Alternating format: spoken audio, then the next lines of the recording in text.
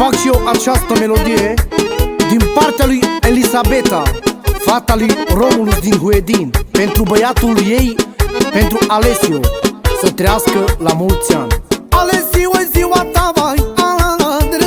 s-audă toată lumea, vai, Alessio, e ziua ta, vai, s-audă toată lumea, vai,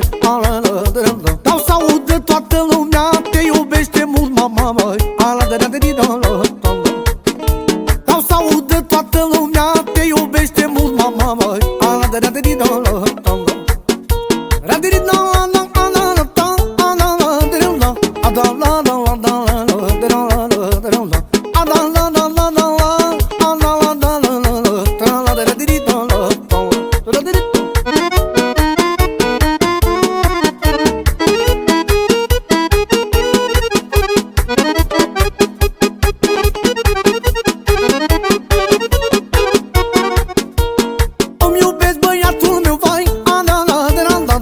este sângele meu, vai,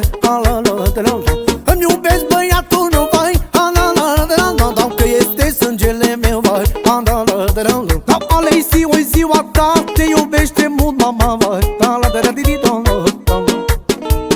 Alessio, e ziua ta, te iubește mult mama, vai, da